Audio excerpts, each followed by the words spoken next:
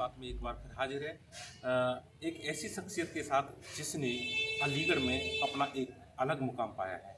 क्या उद्देश्य है, यानी ये बच्चों को शिक्षित कर रहे हैं निःशुल्क तरीके से, और उसके माध्यम से कई बच्चे जो हैं नौकरी पा चुके हैं। इनसे जानेंगे इनका नाम और क्या एक मोटिवेशन लेकर चल रहे हैं, समाज में एक नई दिशा दे रहे हैं। सर क्या नाम आपका? बहुत बहुत धन्यवाद। मेरा नाम अतुल सिंह है जी, और मैं अविरल धारा नाम की एक संस्था संचालित कर रहा हूँ, और इसके माध्यम से हम निःशुल्क शैक्षणिक कार्य को बढ़ावा दे रहे हैं। और अब तक इस संस्था के माध्यम से 180 छात्र छात्राओं का सरकारी सेवा में चयन हो चुका है, जिसमें मुख्यतः बैंक में पीओ और क्लर्क में अधिकांश बच्चों का चयन हुआ है। आपके मन में ये विचार कैसे है?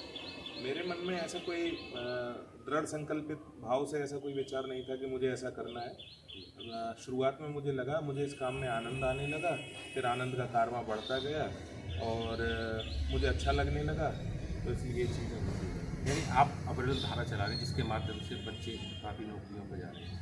तो ये अविरल धारा की स्थापना कब की आपने और आपके ये विचार कैसे आया? अविरल धारा जब मैं खुद तैयारी कर रहा था उस समय पर मैंने देखा कि बहुत सारे लोग अपनी चीज़ों के अभाव में तैयारी नहीं कर पा रहे थे। मेरे पिता उत्तर प्रदेश पुलिस में सब इंस्पेक्टर थे और मुठभेड़ के दौरान सन 90 में शहीद हुए। तो उन्हीं सारी चीज़ों को ध्यान में रखते हुए जब मैंने खुद तैयारी की तो उस समय पे बहुत सारे बच्चे अभाव के में तैयारी नहीं कर पा रहे, तो उनको तैयारी कराना शुरू किया। धीरे धीरे लोकप्रियता बढ़ती गई, उन लोगों का चयन होता गया। फिर 2014 में आवश्यक हुआ कि संस्था को कोई नाम दिया जाए। संचालित 2011 से कर रहे थे, 2014 में इसको ये सुंदर नाम मिला अविरल धारा, और तब से ही धारा बह रही है।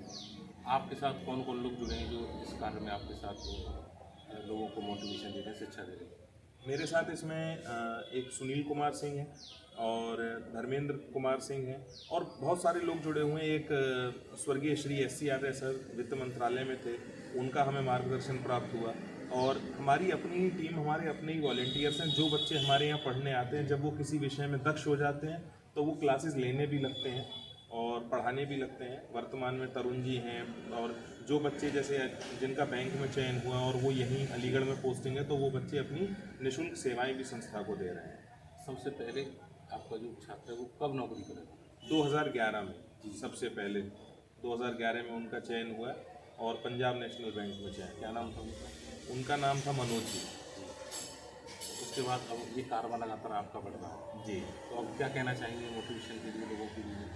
निश्चित तौर पे ये सोच के नहीं करना है कि इस चीज़ में मुझे लोकप्रियता प्राप्त होगी, या किसी भी कार्य में किसी कार्य को करने के लिए ये नहीं सोचना है कि मैं इसलिए कर रहा हूँ। आप करते जाइए और निश्चित तौर पे ईश्वर आपका सहयोग करेगा और आप अपने आप आगे बढ़ते चले जाएंगे। सर आप कौन कौन सी तैयारी करा रहे हैं? हम bank, PO, bank clerk, SSC, LIC, लेखपाल, पुलिस, इन चीज़ों की तैयारी करा रहे हैं।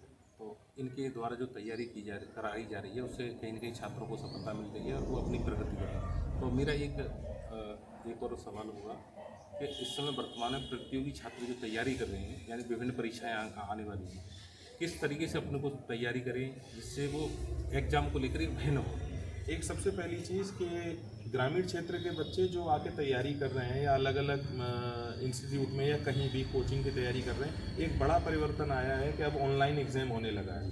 तो ऑनलाइन एग्ज़ाम की तैयारी अगर वो केवल बुक से कर रहे हैं, तो वो जब प्रतियोगी परीक्षा देने जाते हैं तो उस समय पे उनको बहुत विषमताएं होती हैं।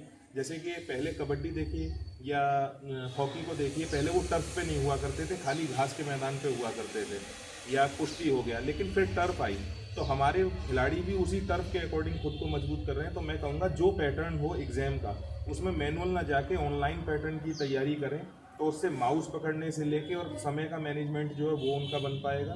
दूसरी चीज़, जनरल अवेयरनेस, चूँकि सभी प्रतियोगी परीक्षाओं का हिस्सा है, तो शुरुआत में चाहें आप अपना जो भी दैनिक अखबार पढ़ते हो वो पढ़ें और धीरे धीरे द हिंदू की तरफ मूव करने की कोशिश करें। अखबार बहुत महत्वपूर्ण है, बहुत महत्वपूर्ण शिक्षा के लिए। तो ये थे मेरे साथ अतुल जी। ये लगभग 180 छात्र जो है इनकी जो है कोचिंग से जो है निःशुल्क प्राप्त यानी नौकरी पा चुके हैं, और मैं उम्मीद करता हूँ कि वो इसी तरह जो है लगातार मेहनत करेंगे और बच्चों को नई मार्गदर्शन करेंगे। सर लास्ट में आपका क्या एक संदेश रहेगा? मेरा संदेश यही है कि बस ईमानदार रहें, मेहनत करें, सादगी और सरलता अपनी बनाए रखें, किसी भी प्रकार के दिखावे में ना आए। बहुत बड़ी बड़ी कंपनी और बहुत बड़े बड़े उद्यम कोई भी ब्रांड आपका वैल्यू नहीं बढ़ाता। आप अपने आप को ऐसा बनाने की कोशिश कीजिए कि आप किसी चीज़ को पकड़ें, वो ब्रांड बनने की कोशिश करें, वो ब्रांड बने। आप किसी भी प्रकार की ऐसी चीज़ों से वस्तुएं आपकी कीमत ना बढ़ाने की कोशिश करें। आप वस्तुओं की कीमत बढ़ा दें तो बेहतर है। तो ये थे मेरे साथ अतुल जी, जिन्होंने पूरी विस्तार से जानकारी दी, और हम उम्मीद करते हैं ये लगातार इसी तरीके से लोगों के साथ जुड़े रहेंगे और नया एक आयाम स्थापित करेंगे। बहुत बहुत धन्यवाद। नमस्कार।